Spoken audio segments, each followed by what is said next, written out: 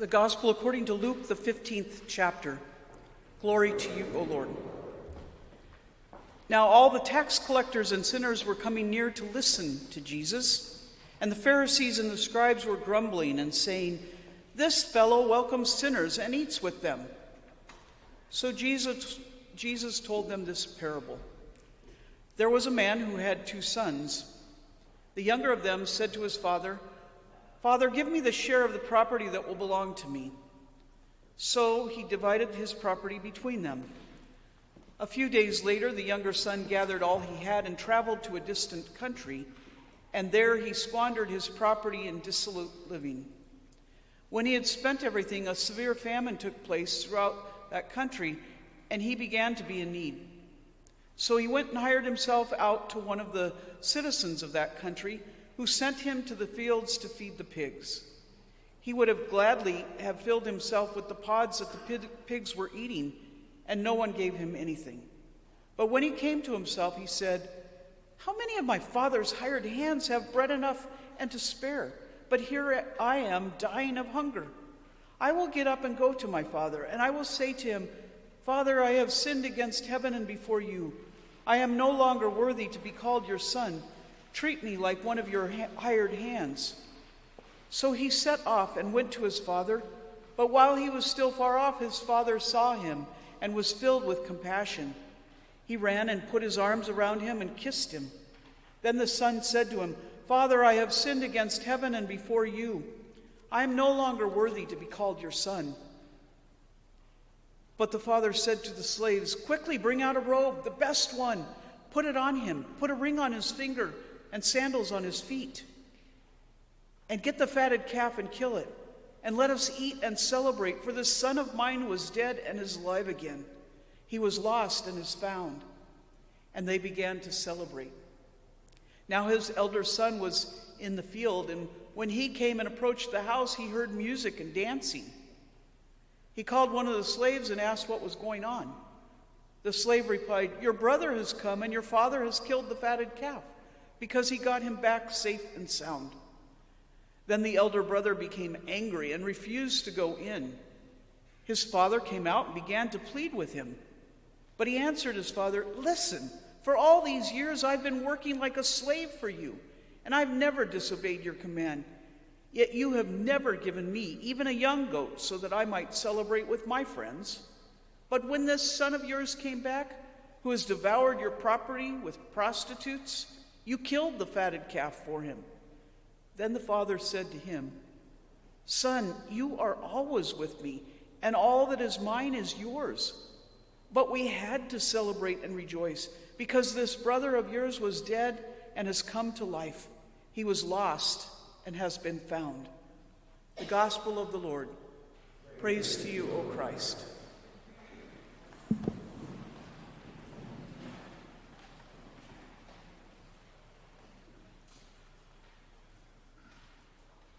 It's obvious that Jesus liked to use parables, liked to tell stories, and in this case, this parable is quite possibly one of the most familiar of his parables. So much so that I'd like to try something a little different this morning.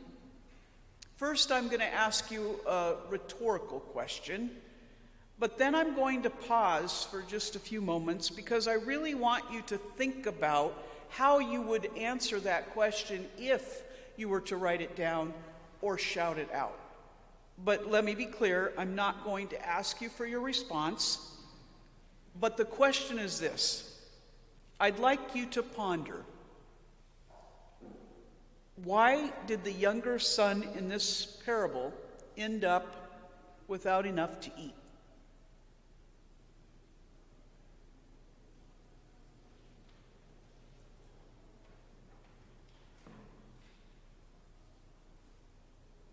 Mark Allen Powell, who taught New Testament at Trinity Lutheran Seminary in Columbus, Ohio, and who was a prolific author of many texts written both to pastors and to laity, once spoke about a test he had done, or a little exercise he had done.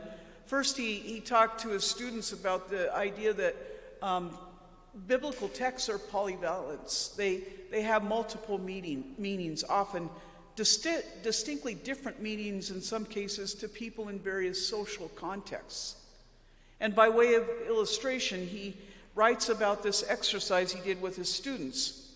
He first asked them to read the parable of the prodigal son, and they were to read it to themselves, but then they were to break out in groups and pick a partner, so two people gathered together, and they reread or they retold the story from memory.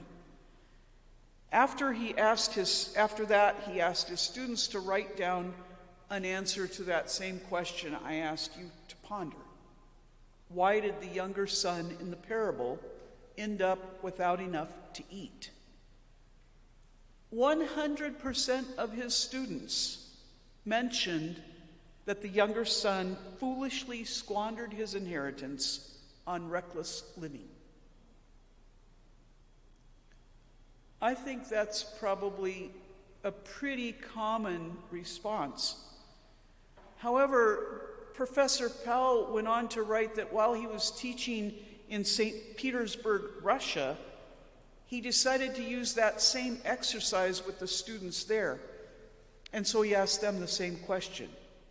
After they read and heard the story of the parable of the prodigal son, he asked, why didn't he have enough food to eat? And would you believe 84% of those students responded that he didn't have enough to eat because there was a famine. Did you catch that little detail?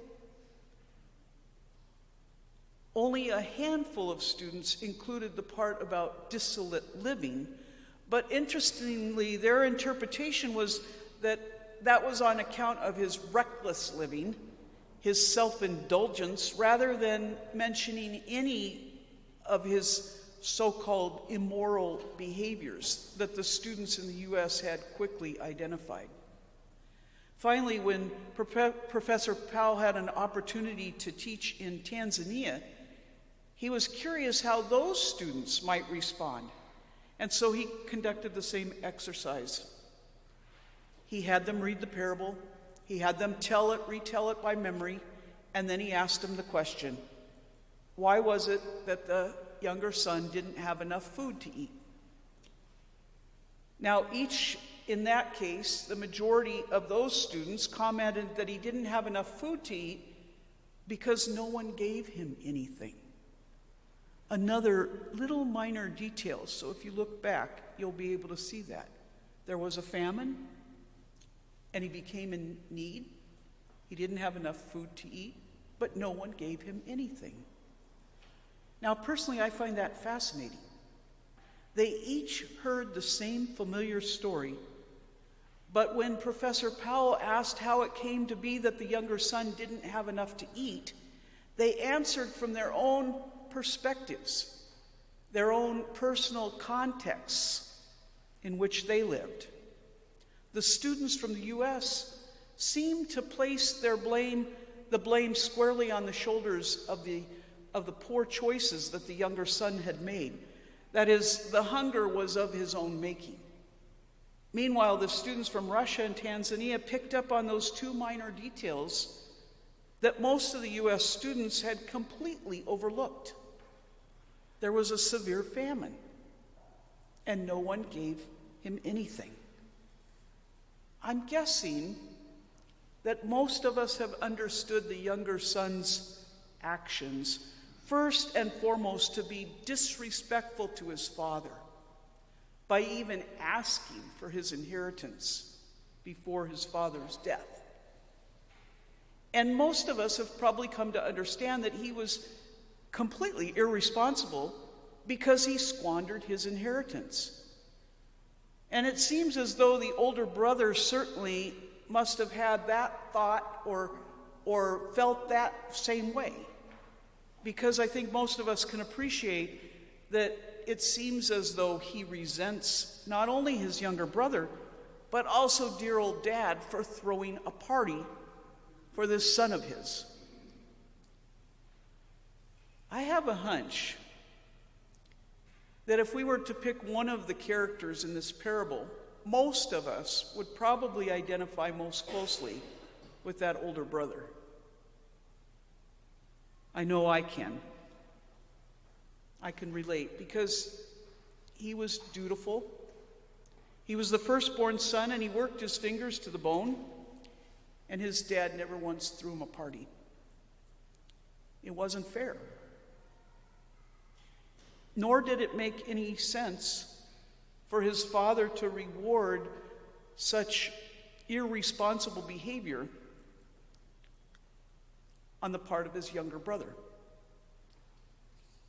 I confess that every time I've heard this story, I've identified with that older brother, the dutiful one, the hardworking one, and yes, even the resentful one who would rather pout than join the celebration.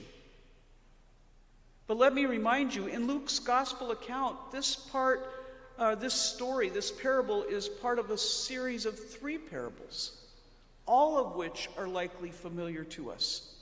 First, there's the parable of the lost sheep, and then the lost coin, and then the lost son. Understanding the context and the audience to which these were first spoken is important. Right off the bat, in the first 2 verses, we heard who it was that Jesus was addressing when he first told these parables. Luke reports, now all the tax collectors and sinners were coming near to listen to Jesus, and the Pharisees and the scribes were grumbling and complaining, saying, this fellow welcomes sinners and eats with them. How dare he?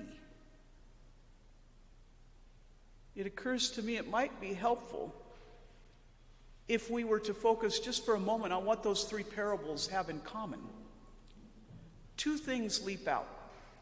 First, something or someone is lost and then is found. And second, that which is lost and is found is cause for celebration. Parable number 1. A shepherd searches diligently for his lone lost sheep, and when he finds it, he lays it on his shoulders and rejoices. And when he comes home, he calls together his friends and neighbors, saying to them, rejoice with me, for I have found my sheep that was lost. Parable number 2. After frantically searching for a lost coin, the woman finds it, and she calls together her friends and neighbors, saying, rejoice with me, for I have found the coin that I had lost. Parable number 3. The lost son returns home, and his father is so overjoyed, he throws an elaborate party for his son, who was once lost and is now found. Only there's that twist in this parable. Upon hearing the news of his brother's return, the elder brother expresses his disgust with both his younger brother and with his father. But his father defends his actions, saying, but we had to celebrate and rejoice because this brother of yours was dead and has come alive. He was lost and has been found. 3 parables: a lost sheep, a lost coin, and the penultimate lost son. Each one of them resulting in rejoicing in what was once lost having been found. And in the case of the lost son, not only found, but was dead and is now alive. We've come now full circle, back to that original audience and the context. We may be left to ponder why the Pharisees and the scribes couldn't rejoice and celebrate when tax collectors and sinners were coming near to listen to Jesus. But are we to stand with the grumblers and complainers? Or are we going to join the partygoers in rejoicing and celebrating whenever someone who's lost is found, whenever someone who is dead is made alive? I certainly hope it's the latter. because I know that there may come a time when we find ourselves feeling hopelessly lost and wallowing in our own sinfulness. I hope in those times we come to know the shepherd, the one who searched for his lone lost sheep, the woman who looks high and low for that lone lost coin, or the father who waits with open arms for his son to return home. And I pray we will come to our own senses and know that it is our party-planning God who will be rejoicing and celebrating our return. Let it be so. Amen.